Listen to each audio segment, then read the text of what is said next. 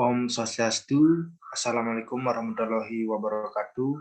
Shalom, Namo Buddhaya, salam harmoni. Pada kesempatan kali ini kita akan membahas materi mengenai Quality Management System. Adapun anggota kelompok 7 yaitu yang pertama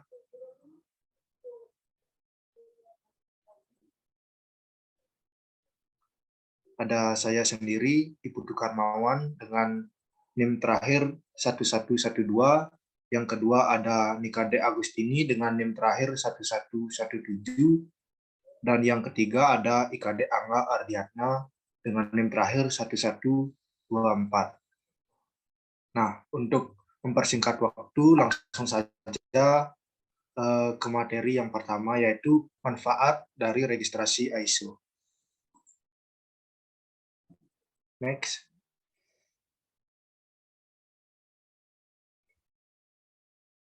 International Organization for Standardization atau disingkat dengan ISO itu merupakan sebuah standar internasional dalam sebuah sistem manajemen untuk mengukur mutu organisasi.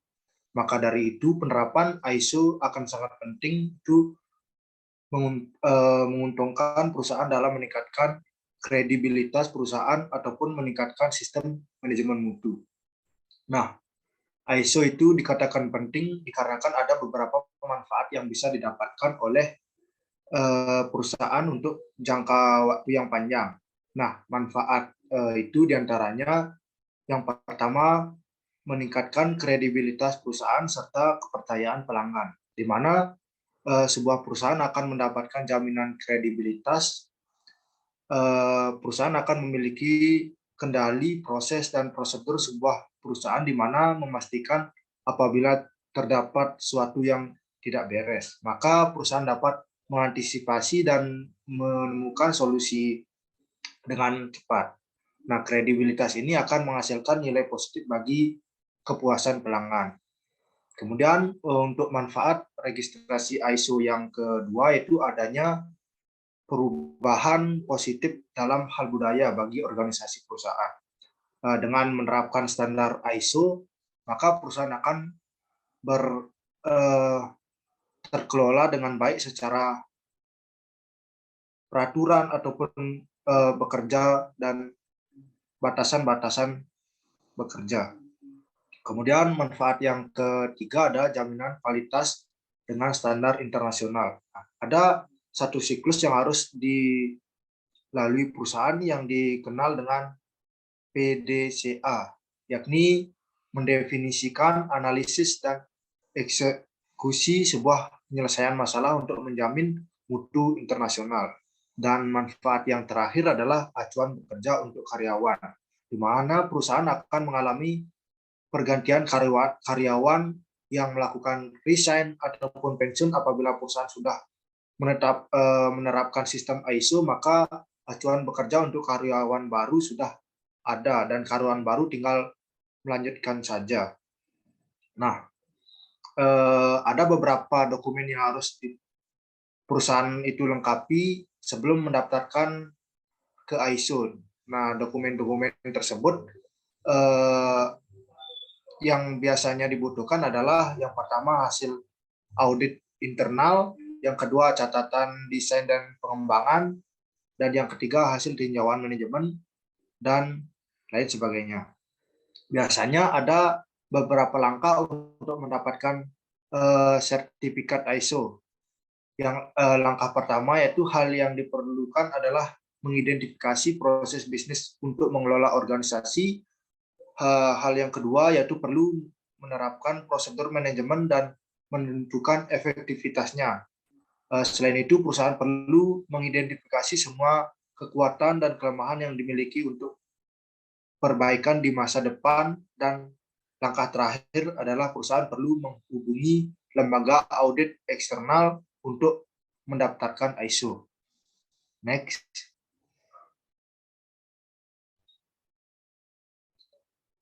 Kemudian selanjutnya kita akan membahas mengenai seri standar ISO 9000.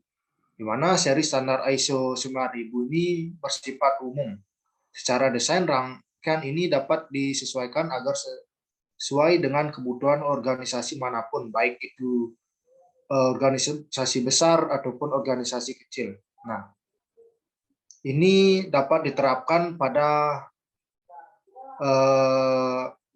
bidang konstruksi, teknik, perawatan kesehatan, hukum, dan layanan profesional lainnya, serta pembuatan apapun mulai dari mur dan baut hingga pesawat ruang angkasa. Nah, tujuan dari standar ISO 9000 ini adalah untuk menyatukan istilah dan definisi kualitas yang digunakan oleh negara-negara industri dan menggunakan istilah tersebut untuk menunjukkan kemampuan pemasok dalam mengendalikan prosesnya. Dalam istilah yang sangat sederhana, standar pengharusan organisasi untuk mengatakan apa yang dilakukan untuk memastikan kualitas, kemudian melakukan apa yang dikatakannya, dan akhirnya mendokumentasikan ataupun membuktikan bahwa ia telah melakukan apa yang dikatakannya.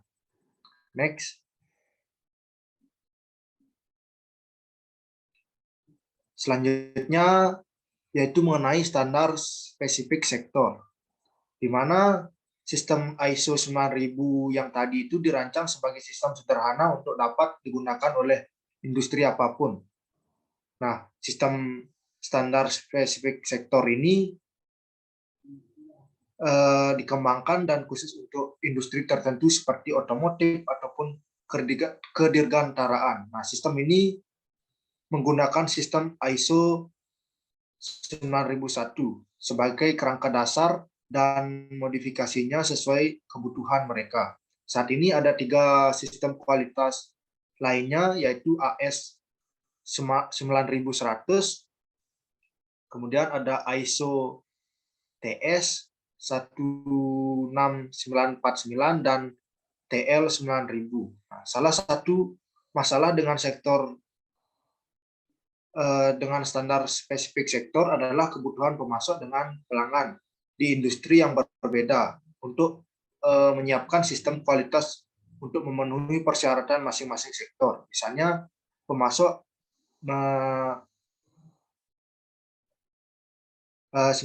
misalnya pemasok pengemasan yang melayani industri kedirgantaraan, mobil, dan telekomunikasi itu perlu menyiapkan sistem untuk mengkomodasi tidak hanya ISO 901 tetapi 3 standar lainnya. Sebagai tambahan, Badan Akreditasi Registrasi atau RAB itu menunjukkan bahwa standar khusus sektor telah menciptakan kebutuhan akan auditor, khususnya dan kursus pelatihan. Sisi positif dari standar persyaratan di luar ISO 9100 ini adalah membuat kepatuhan oleh pemasok utama dan implementasi oleh pelanggan utama menjadi lebih mudah. Next.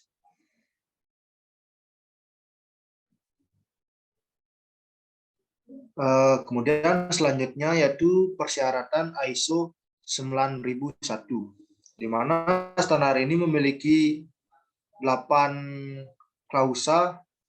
Yang pertama adalah ruang lingkup, referensi normatif, definisi, sistem manajemen mutu, tanggung jawab manajemen, manajemen sumber daya, realisasi produk dan atau layanan, dan pengukuran, analisis, dan peningkatan. Nah, 3 klausal pertama yaitu ruang lingkup, referensi normatif, dan definisi itu adalah untuk informasi, sedangkan 5 klausa terakhir itu adalah persyaratan yang harus dipenuhi oleh suatu organisasi.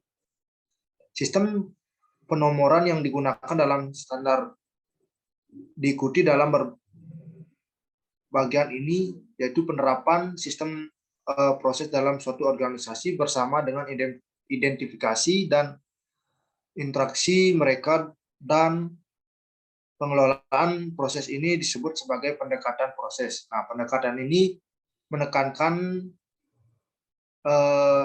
tiga pendekatan penting, yaitu yang pertama memahami dan memenuhi persyaratan, yang kedua kebutuhan untuk mempertimbangkan proses dalam hal nilai tambah, dan yang ketiga adalah memperoleh hasil kerja yang efektivitas proses. Next. Selanjutnya kita akan membahas mengenai sistem manajemen mutu. Next. Nah, yang pertama kita membicarakan mengenai persyaratan umum, di mana organisasi harus menetapkan, mendokumentasikan, dan menerapkan serta memelihara sistem manajemen mutu dan terus meningkatkan efektivitasnya. Nah, di mana dalam hari ini persyaratannya itu adalah organisasi itu harus menentukan proses yang diperlukan untuk sistem manajemen mutu dan aplikasinya di seluruh organisasi. Kemudian organisasi juga harus menentukan urutan dan interaksinya.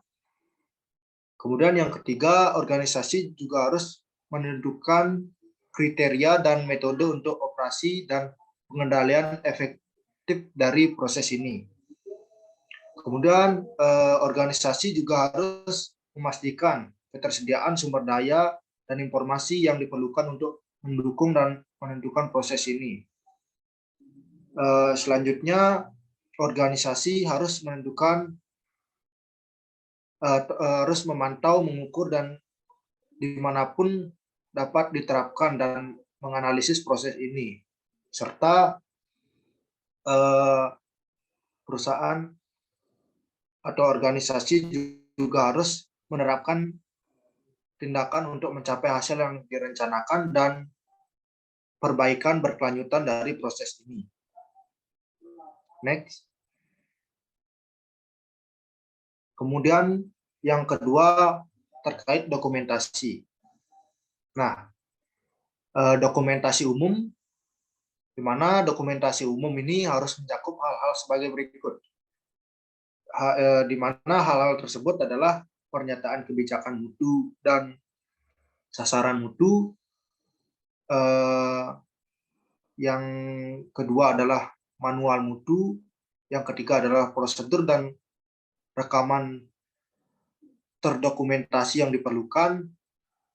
Kemudian dalam dokumentasi umum juga diperlukan untuk memastikan perencanaan, operasi, dan pengendalian yang efektif proses dan catatan. Nah, prosedur atau instruksi kerja diperlukan jika ketidakhadirannya dapat mempengaruhi kualitas produk.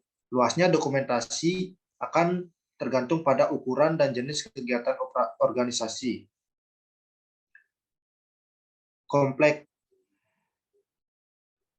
Kompleksitas proses interaksinya dan kompetensi pegawai. Sebagai contoh, sebuah organisasi kecil mungkin secara lisan memberitahu manajer tentang pertemuan yang akan datang, sedangkan organisasi besar memerlukan pemberitahuan tertulis, di mana standar harus memenuhi kontrak, undangan, dan persyaratan, peraturan, serta kebutuhan dan harapan pelanggan dan pihak berkepentingan lainnya. Dokumentasi dapat dalam bentuk jenis media apapun. Kemudian yang kedua terkait manual mutu, di mana sebuah manual mutu harus ditetapkan dan dipelihara dan mencakup tiga hal berikut, yaitu ruang lingkup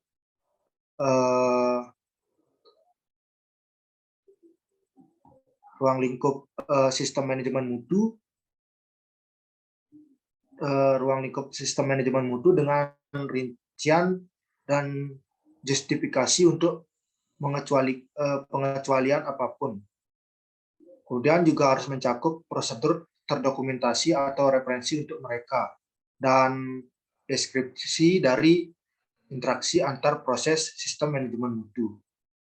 Kemudian yang ketiga ada pengendalian dokumen. Dokumen yang disyaratkan oleh sistem manajemen mutu harus dikendalikan.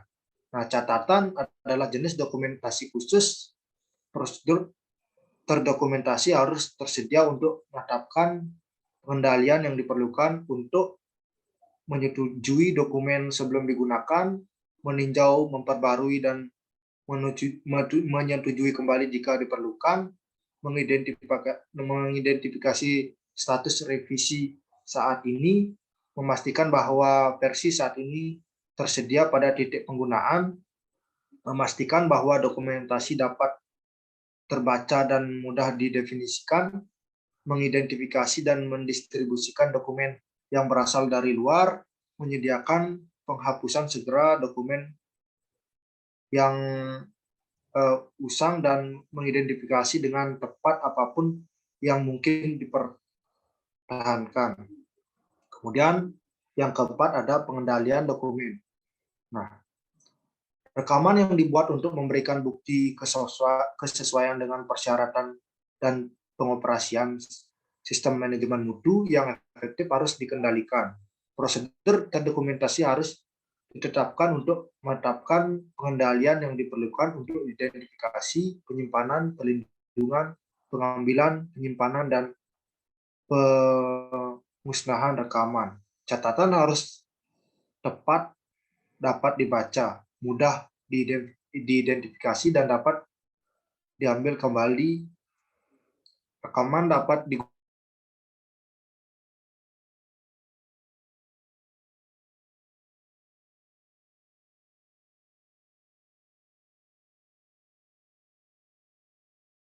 tindakan korektif. Next.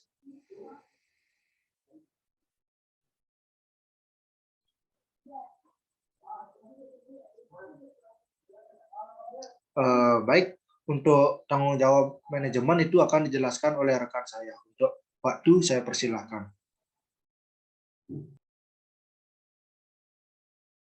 Baik, terima kasih atas waktunya.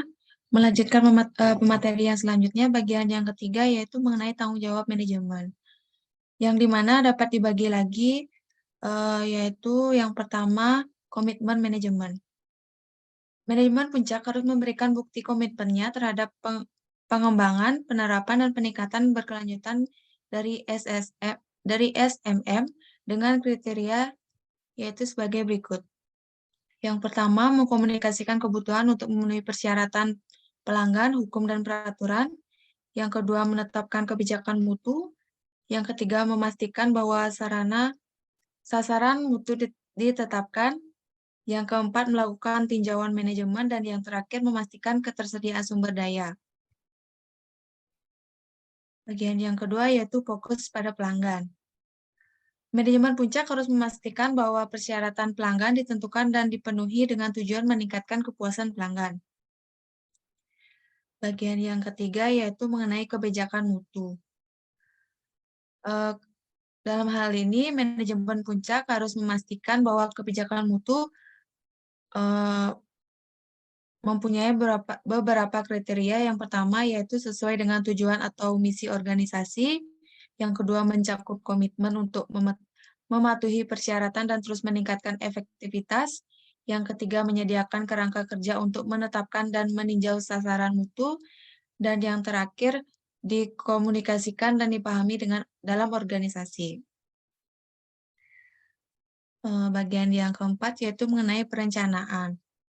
Perencanaan di sini dapat dibagi menjadi dua bagian, yaitu yang pertama, sasaran mutu manajemen puncak harus memastikan bahwa sasaran mutu ditetapkan pada fungsi dan tingkat yang relevan dalam organisasi dan mencakup persyaratan produk. Yang kedua, yaitu mengenai perencanaan sistem manajemen mutu. Manajemen puncak harus memastikan bahwa perencanaan SMM dicapai untuk memenuhi persyaratan sebagaimana dinyatakan dalam persyaratan umum.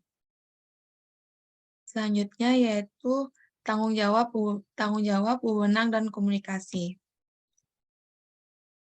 Dalam hal ini pula dapat dibagi menjadi tiga, yaitu yang pertama, tanggung jawab dan wewenang manajemen puncak harus memastikan bahwa tanggung jawab dan wewenang ditetapkan dan dikomunikasikan dalam organisasi. Yang kedua, perwakilan manajemen yang dimana manajemen puncak harus menunjuk seseorang anggota manajemen organisasi terlepas dari tugasnya yang lain, yang memiliki tanggung jawab dan wewenang yang mencakup yang pertama memastikan bahwa proses yang diperlukan untuk sistem SMM ditetapkan, diterapkan, dan dipelihara.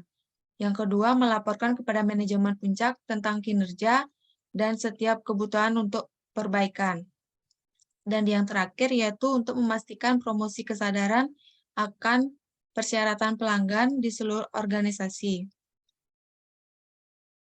Dan yang ketiga, komunikasi internal manajemen puncak harus memastikan bahwa seluruh komunikasi yang tepat telah ditetapkan dalam organisasi dan bahwa komunikasi terjadi mengenai SMM. Teknik komunikasi yang umum adalah pengarahan tempat kerja manajemen, pengakuan pencapaian, papan buletin, email, dan brosur berita internal. Dan bagian yang terakhir mengenai tanggung jawab manajemen yaitu terdapat tinjauan manajemen, di mana tinjauan manajemen ini dapat dibagi juga menjadi 3 kriteria, yaitu yang pertama, umum manajemen puncak harus meninjau SMM pada interval yang direncanakan untuk memastikan kesesuaian, kecukupan, dan efektivitasnya yang berkelanjutan. Yang kedua, masuk tinjauan. Masuk tinjauan ini harus mencakup informasi tentang yang pertama hasil audit, umpan balik pelanggan, kinerja proses dan kesesuaian produk, status kinerja korektif dan pencegahan, tindak lanjut tindakan dari tinjauan manajemen sebelumnya, perubahan yang terdapat mempengaruhi SMM, dan yang terakhir rekomendasi untuk perbaikan. Untuk kriteria yang terakhir yaitu keluaran tinjauan. Keluaran dari tinjauan harus mencakup setiap keputusan dan tindakan yang terkait dengan yang pertama, peningkatan efektivitas dan prosesnya, yang kedua, peningkatan produk yang terkait dengan persyaratan pelanggan, dan yang terakhir, kebutuhan sumber daya. Manajemen puncak dapat menggunakan keluaran sebagai masukan untuk peluang perbaikan. Next.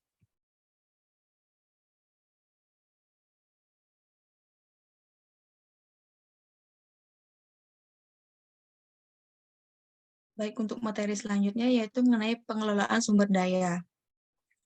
Pengelolaan sumber daya di sini dapat dibagi menjadi 4 bagian, yang dimana bagian yang pertama yaitu penyediaan sumber daya. Organisasi harus menentukan dan menyediakan sumber daya yang diperlukan, seperti untuk menerapkan dan memelihara, dan terus meningkatkan efektivitasnya, dan untuk meningkatkan kepuasan pelanggan dengan memenuhi persyaratan pelanggar. Sumber daya dapat berupa orang, infrastruktur, lingkungan kerja, informasi, dan pemasok. Yang kedua yaitu mengenai sumber daya manusia. Dalam sumber daya manusia tersebut, terdapat kriteria yaitu sebagai berikut. Yang pertama, personal umum yang melakukan pekerjaan yang memenuhi kesesuaian dengan persyaratan produk harus kompeten berdasarkan pendidikan, pelatihan, keterampilan, dan pengalaman yang sesuai. Yang kedua yaitu mengenai kompetensi pelatihan dan kesadaran organisasi harus memenuhi persyaratan, yaitu menentukan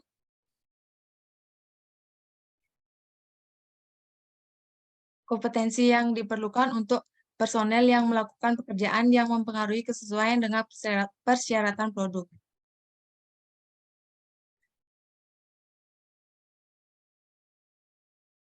Untuk bagian yang ketiga yaitu mengenai infrastruktur. Organisasi harus menentukan, menyediakan, dan memelihara infrastruktur yang dibutuhkan untuk mencapai kesesuaian dengan persyaratan produk. Infrastruktur mencakup sebagaimana berlaku yang pertama gedung, ruang kerja, dan utilitas terkait. Yang kedua peralatan proses, baik perangkat keras maupun perangkat lunak. Dan yang terakhir layanan pendukung seperti transportasi, komunikasi, dan sistem informasi. Bagian yang terakhir yaitu lingkungan kerja.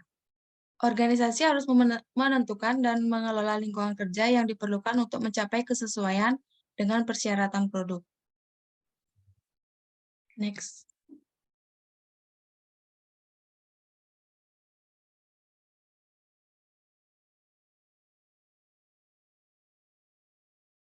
Untuk materi yang selanjutnya yaitu realisasi produk. Dalam realisasi produk ini terdapat beberapa bagian yang harus dijalankan, yaitu yang pertama, perencanaan realisasi produk. Organisasi harus merencanakan dan mengembangkan proses yang harus diperlukan untuk realisasi produk. Dan yang kedua, proses terkait pelanggan. Dari materi tersebut dibagi menjadi 3 bagian, yaitu yang pertama penentuan persyaratan terkait produk organisasi. Dalam hal ini harus menentukan beberapa bagian, yaitu persyaratan yang ditentukan oleh pelanggan, termasuk persyaratan untuk kegiatan pengiriman dan pasca pengiriman. Yang kedua, persyaratan untuk tidak dinyatakan oleh pelanggan tetapi diperlukan untuk penggunaan yang ditentukan atau dimaksudkan. Yang ketiga, persyaratan undang-undang dan peraturan yang berlaku untuk produk. Dan yang terakhir, persyaratan tambahan yang dianggap perlu oleh organisasi. Yang kedua, yaitu tinjauan persyaratan terkait produk organisasi.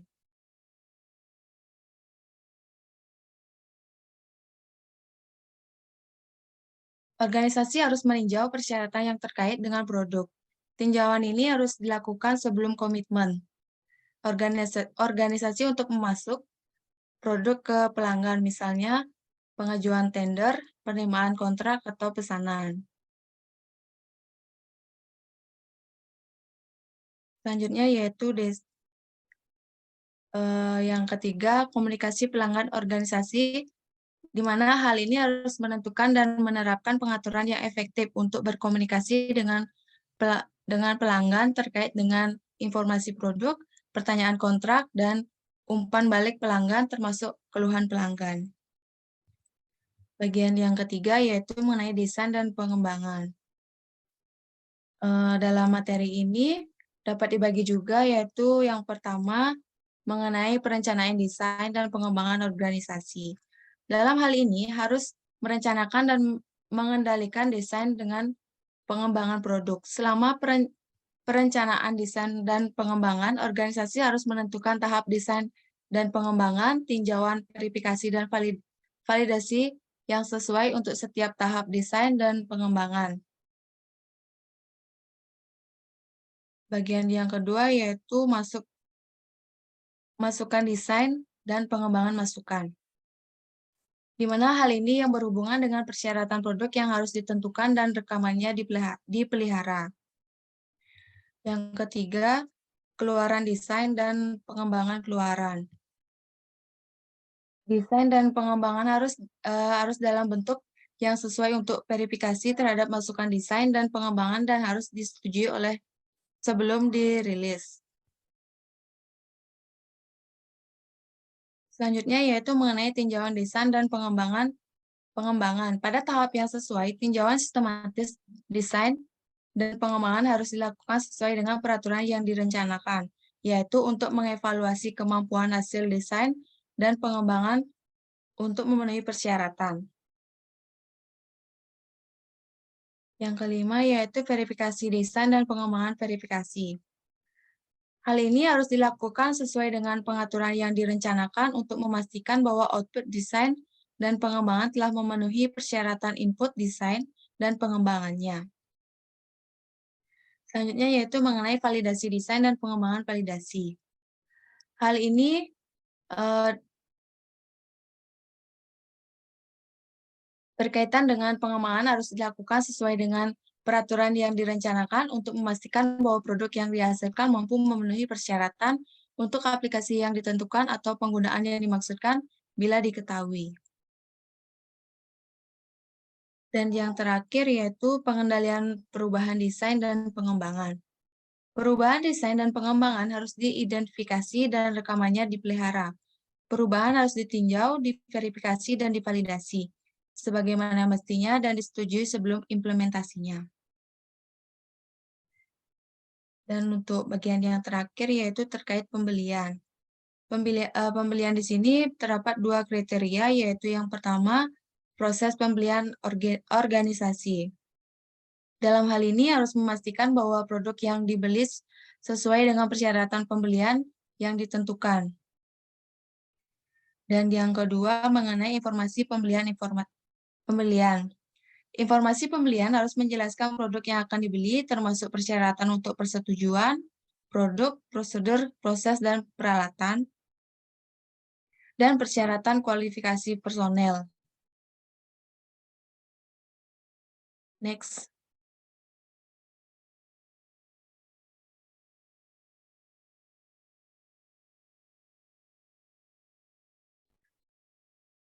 Untuk bagian yang kelima, yaitu mengenai penyediaan produksi dan jasa. Dalam hal ini terdapat 5 kriteria, yaitu yang pertama pengendalian penyediaan produksi dan jasa organisasi. Dalam hal ini harus merencanakan dan melaksanakan penyediaan produksi dan jasa dalam kondisi terkendali. Kriteria yang kedua yaitu validasi proses untuk produksi dan penyediaan jasa organisasi. Dalam hal ini harus memvalidasi setiap organisasi untuk produksi dan menyediakan jasa di mana keluaran yang dihasilkan tidak dapat diverifikasi dengan pemantauan atau pengukuran selanjutnya, dan sebagai akibatnya kekurangan menjadi jelas hanya setelah produk digunakan atau jasa telah diberikan. Yang ketiga yaitu identifikasi dan keterleluasan. Jika sesuai, organisasi harus mengidentifikasi produk dengan cara yang sesuai selama realisasi produk. Organisasi harus mengidentifikasi suatu status produk sehubungan dengan persyaratan pemantauan dan pengukuran di seluruh realisasi produk.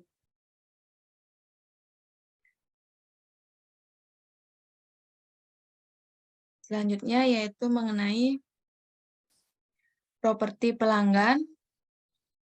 Organisasi harus berhati-hati dengan properti pelanggan saat berada di bawah kendali organisasi atau sedang digunakan oleh organisasi.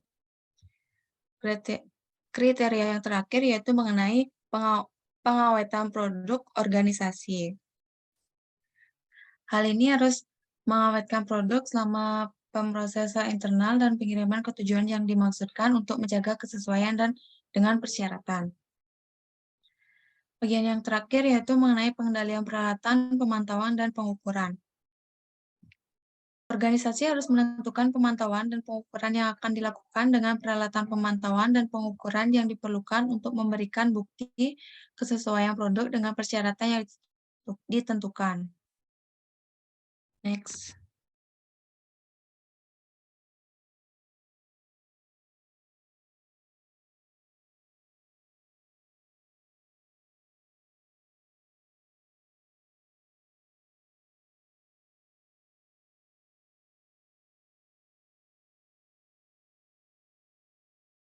Sebelum ini ya enggak.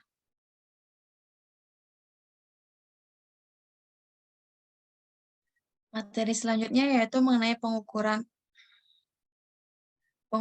analisis, dan peningkatan.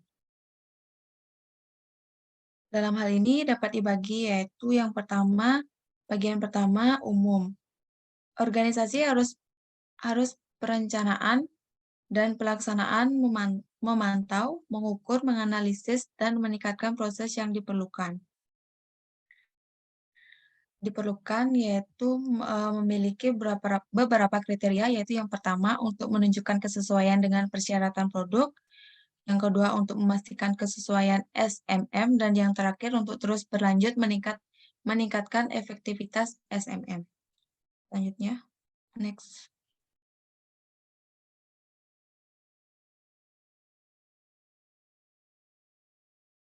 Bagian selanjutnya yaitu mengenai pemantauan dan pengukuran. Dalam hal ini, bagian yang pertama yaitu mengenai kepuasan pelanggan. Sebagai salah satu pengukuran kinerja SMM, organisasi harus memantau informasi yang berkaitan dengan persepsi pelanggan apakah organisasi telah memenuhi persyaratan pelanggan. Metode untuk memperoleh dan menggunakan informasi ini harus ditentukan. Yang kedua, mengenai audit internal. Organisasi harus melakukan audit internal pada interval yang direncanakan untuk menentukan apakah SMM sesuai dengan pengaturan yang direncanakan dan diterapkan secara efektif dan dipelihara. Yang ketiga, pemantauan dan pengukuran proses. Organisasi harus menerapkan metode yang sesuai untuk pemantauan dan jika dapat diterapkan pengukuran proses SMM. Metode ini harus menunjukkan kemampuan proses untuk mencapai hasil yang direncanakan. Yang keempat yaitu pemantauan dan pengukuran produk dan layanan.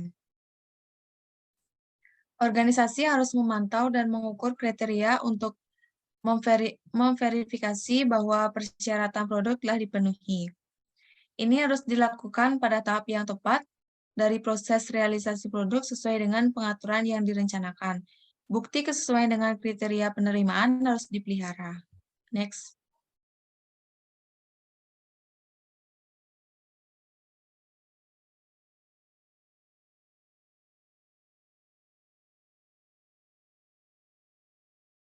Bagian yang ketiga yaitu mengenai kontrol produk yang tidak sesuai. Organisasi harus memastikan bahwa produk yang tidak sesuai dengan persyaratan produk harus diidentifikasi dan dikendalikan untuk mencegah penggunaan atau pengiriman yang tidak diinginkan. Prosedur dokumen harus ditetapkan untuk menetapkan kontrol dan tanggung jawab serta wewenang terkait untuk menangani produk yang tidak sesuai. Bagian yang keempat yaitu mengenai analisis data. Organisasi harus menentukan, mengumpulkan, dan menganalisis data yang sesuai untuk menunjukkan kesesuaian dan keefektifan SMM dan untuk mengevaluasi di mana peningkatan berkelanjutan dan dari efektivitas SMM dapat dilakukan. Ini harus mencakup data yang dihasilkan sebagai hasil pemantauan dan pengukuran dan dari sumber lain yang relevan. Selanjutnya yaitu peningkatan. Peningkatan dapat dibagi menjadi beberapa, yaitu yang pertama peningkatan berkelanjutan, di mana organisasi harus terus meningkatkan efektivitas SMM melalui penggunaan kebijakan mutu, sasaran mutu, hasil audit, analisis data, tindakan korektif, dan pencegahan dan tinjauan manajemen. Yang kedua, tindakan perbaikan. Organisasi harus mengambil tindakan untuk menghilangkan penyebab ketidaksesuaian untuk mencegah terulangnya kembali. Yang ketiga, aksi pencegahan.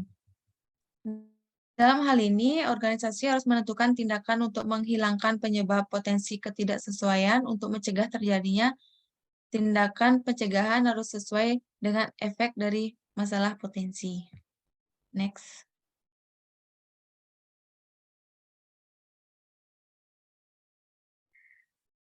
Materi yang selanjutnya yaitu mengenai implementasi. Implementasi di sini dikembangkan lagi menjadi beberapa bagian yang harus dijalankan, yaitu diantaranya yang pertama, komitmen manajemen puncak. Langkah terpenting dalam menerapkan sistem mutu yang akan memenuhi atau melampaui standar ISO 9000 adalah memperoleh dukungan penuh dari manajemen tingkat atas. Yang kedua, tunjuk perwakilan manajemen. Setelah komitmen dibuat, proses dapat ditunjukkan dengan mengadopsi pendekatan tim proyek dan memperlakukan sama seperti usaha bisnis lainnya. Yang ketiga yaitu mengenai kesadaran. Langkah ini membutuhkan program kesadaran karena proses akan mempengaruhi setiap anggota organisasi serta memerlukan masukan mereka. Maka, masuk akal bahwa setiap orang harus memahami sistem mutu. Next.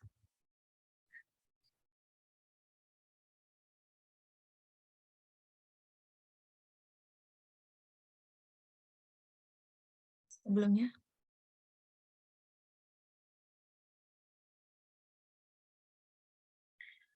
Bagian yang keempat yaitu menunjuk tim pelaksana. Setelah semua orang diberitahu tentang niat organisasi untuk mengembangkan sistem mutu, tim implementasi harus dibentuk. Tim ini harus diambil dari semua level dan area organisasi sehingga representatif.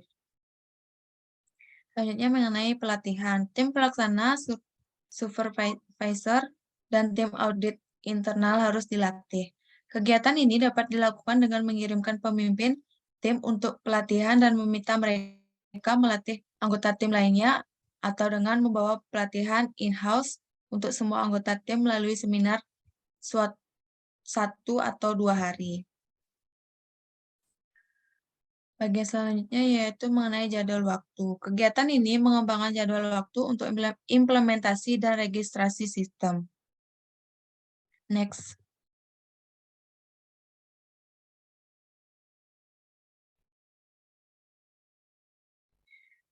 Bagian yang selanjutnya yaitu mengenai pilih pemilik elemen. Tim implementasi memilih pemilik untuk setiap elemen sistem. Banyak dari pemilik ini akan menjadi anggota tim implementasi. Pemilik dapat ditugaskan lebih dari satu elemen. Setiap pemilik memiliki pilihan untuk memilih tim untuk membantu dalam proses. Semakin banyak orang yang terlibat, semakin efektif sistemnya. Dan selanjutnya yaitu mengenai tinjauan sistem saat ini. Melakukan review sistem mutu saat ini, salinan semua manual mutu, prosedur, instruksi, kerja, dan formulir yang saat ini digunakan diperoleh.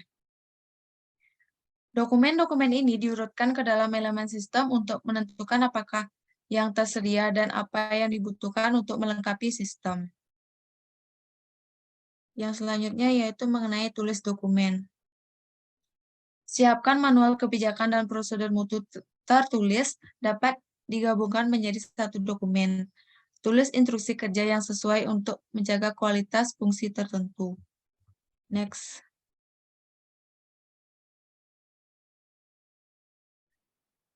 Yang selanjutnya yaitu mengenai install sistem baru. Integrasikan kebijakan, prosedur, dan instruksi kerja ke dalam pekerjaan sehari-hari organisasi dan dokumentasikan apa yang sedang dilakukan. Tidak semua elemen harus diimplementasikan secara bersama. Pastikan semua orang terlatih. Yang selanjutnya yaitu mengenai audit internal. Melakukan audit internal terhadap sistem mutu, langkah ini diperlukan untuk memastikan bahwa sistem bekerja secara efektif dan memberikan informasi kepada manajemen untuk tinjauan manajemen yang komprehensif. Selanjutnya mengenai ulasan manajemen. Melakukan tinjauan manajemen digunakan untuk menentukan efektivitas sistem dalam mencapai sasaran mutu yang ditetapkan. Next.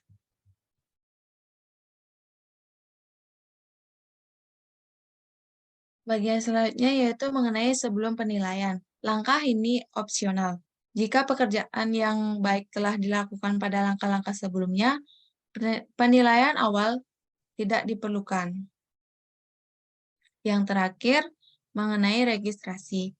Langkah ini memiliki 3 bagian, yaitu memilih registrasi, mengirimkan aplikasi, dan melakukan audit sistem register. Next.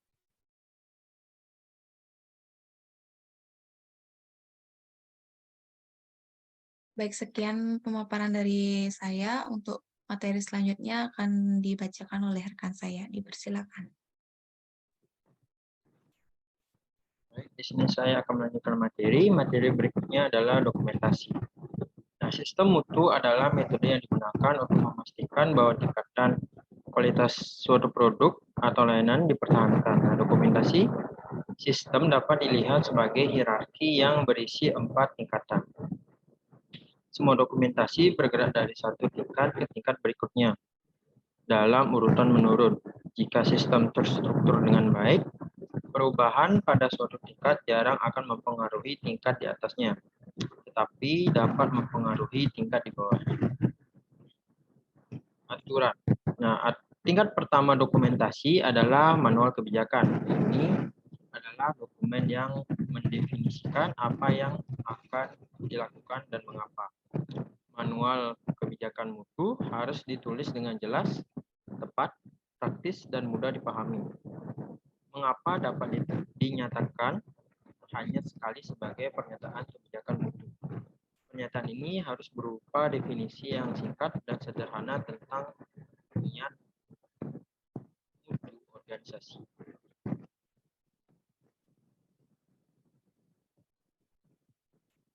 Yang berikutnya adalah prosedur. Tingkatan kedua dari dokumentasi adalah prosedur kualitas. Prosedur-prosedur ini menggambarkan metode yang akan digunakan untuk mengimplementasikan dan melaksanakan kebijakan yang telah ditetapkan. Prosedur menentukan siapa yang harus melakukan tugas tertentu, kapan tugas itu harus dilakukan, dan di mana dokumentasi akan dibuat yang menunjukkan bahwa tugas itu dilakukan. Yang berikutnya adalah instruksi kerja. Instruksi kerja biasanya berorientasi pada departemen, mesin, tugas, atau pada produk, dan menjelaskan bagaimana suatu pekerjaan akan dilakukan. Instruksi ini adalah yang paling rinci dan hierarki dokumentasi. Instruksi kerja dapat berupa gambar detail, resep, lembar rute, fungsi, pekerjaan tertentu, misalnya putaran daerah, searah jarum jam, foto, video, atau sekedar contoh untuk membandingkan kesesuaian. Yang berikutnya adalah catatan. Catatan adalah cara mendokumentasikan bahwa kebijakan, prosedur, dan instruksi kerja telah diikuti. Catatan dapat berupa formulir yang diisi, dicap, persetujuan pada produk, atau tanda tangan dan tanggal pada beberapa jenis dokumen. Seperti lembar perutian, catatan digunakan untuk memberikan ketertelusuran tindakan yang diambil pada produk atau batch produk tertentu. Yang berikutnya adalah pengembangan dokumen. Meskipun dokumentasi diperlukan oleh sistem, tujuan terpentingnya adalah memberikan pedoman untuk manajemen mutu internal. Dalam hal ini dapat dianggap sebagai salah satu pendekatan untuk jalan peningkatan kualitas yang berkelanjutan dan kesuksesan bisnis.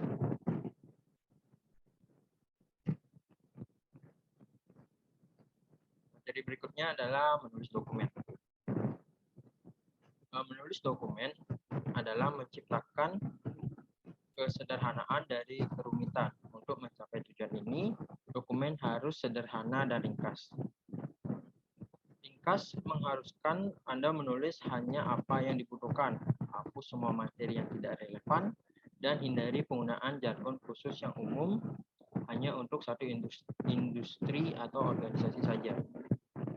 Nah, langkah pertama dalam menulis dokumen adalah membuat format yang dapat digunakan di seluruh hierarki dokumentasi. Nah, tingkat dokumentasi kedua adalah manual prosedur. Kecuali jika prosedur tersebut berisi informasi kepemilikan, prosedur tersebut dapat disertakan dengan kebijakan. Jika tidak, manual prosedur seperti manual kebijakan harus menggunakan lembar sampul, halaman distribusi, dan daftar isi yang mencerminkan surat atau revisi terkini.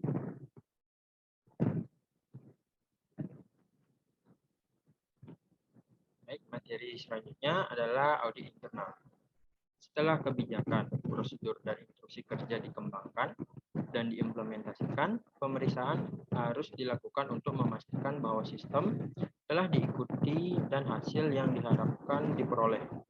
Kegiatan ini dilakukan melalui audit internal yang merupakan salah satu elemen kunci dari standar ISO 9000. Semua elemen harus diaudit setidaknya sekali setahun dalam beberapa atau lebih sering. Nah, tujuan dari audit internal ini ada 5. Yakni yang pertama, menentukan bahwa kinerja aktual sesuai dengan SMM yang didokumentasikan. Yang Yang kedua, memulai kegiatan tindakan korektif dalam menanggapi kekurangan. Yang ketiga, tindak lanjuti item ketidakpatuhan dari audit sebelumnya. Yang keempat, memberikan perbaikan berkelanjutan dalam sistem melalui umpan balik kepada manajemen. Dan yang terakhir adalah menyebabkan audit memikirkan prosesnya sehingga mendorong kemungkinan perbaikan. Kemudian pemeriksaan. Audit harus dilakukan oleh individu yang memenuhi syarat yang telah menerima pelatihan tentang prinsip dan prosedur audit. Auditor harus objektif, jujur, dan tidak memihak. Tentu saja auditor harus siap dengan pengetahuan tentang standar.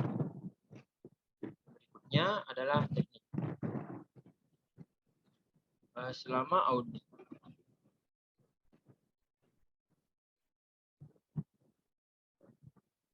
Selama audit yang sebenarnya, ada sejumlah teknik yang harus digunakan auditor. Tujuannya adalah untuk mengumpulkan bukti dan ada 3 metode pemeriksaan dokumen, observasi kegiatan, dan wawancara.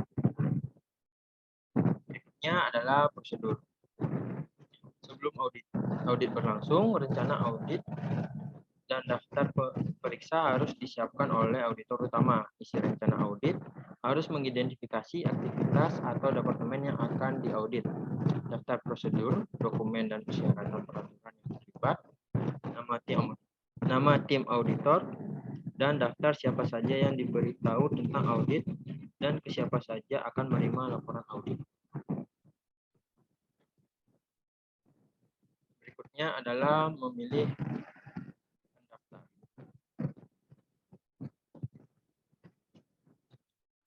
Di Amerika Serikat, Badan Akreditasi Registrar atau RAB didirikan pada tahun 1989 sebagai afiliasi dari American Society of Quality untuk mengembangkan program untuk mengevaluasi kualitas layanan yang ditawarkan oleh pendaftar. RAB memelihara daftar pendaftaran yang disetujui. Di India, Quality Council of India melakukan penelitian terhadap lembaga sertifikasi. Ini dilakukan di bawah skema Badan Akreditasi Nasional untuk Badan Sertifikasi atau NABCB. Yang pemilihan registrasi dapat didasar pada beberapa kriteria, yakni yang pertama adalah kualifikasi dan pengalaman. Kedua, pengakuan sertifikat. Ketiga, pengakuan proses pendaftaran.